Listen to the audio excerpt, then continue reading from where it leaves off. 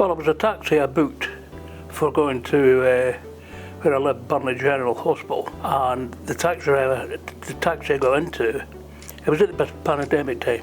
A lot of precarious roundabouts where I live. So I nearly crashed the car then, and he was always on his phone, mobile phone. There were a building were taken down near the hospital, so they blocked it off the concrete blocks, and he wasn't paying attention. So swerved away and ran into this other car, the lanes changed. And he was using his phone. Brian suffered an injury to his neck and shoulder area. He also had headaches that were kind of associated with the neck pain. And he also had some psychological symptoms in the form of travel anxiety, not wanting to get back into a taxi, which I think was very difficult for Brian because he did rely quite heavily on taxis for getting to medical appointments and things like that.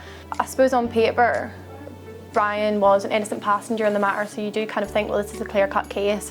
Unfortunately, it's not the reality of the situation. When you're working with insurance companies or third parties, it doesn't always go the way that you want it to go. We had quite a bit of difficulty at the start, kind of pinning down liability. It took quite a while, a few negotiations back and forth, but Brian was reassured the whole time that, we were fighting his corner for him. The detail, what they would do for you for different parts of the claim, the whole unbelievable keeping in touch, plenty letters of the law of what was going to be involved, the details of the costs, insurance, and it was all laid out. I mean, a file full this room, I think, but it was really, really professional. With all other things going on, there was no panic or, oh, am I going to get something like people think they are doing, or no, they covered it from beginning to end, and I knew there were a claim by the way they explained everything in detail, and obviously they did the work that they do to send me to some doctors, check me over. So I went to physio for the she was an Irish lady, and she kept on treating me, and we prolonged. It took about 2 years. Yeah. Because I wouldn't get clear, because I'm looking after a very ill lady.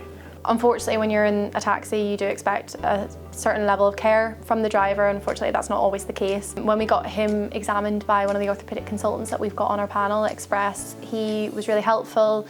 He was able to get in touch with Brian's GP.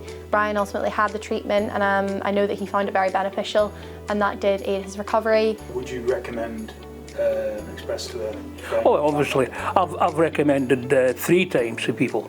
But when I realised the extent of how many offices or departments they have, I thought, oh right, this is not a one-man office that sometimes are very good, don't get me wrong, but I can't complain, obviously.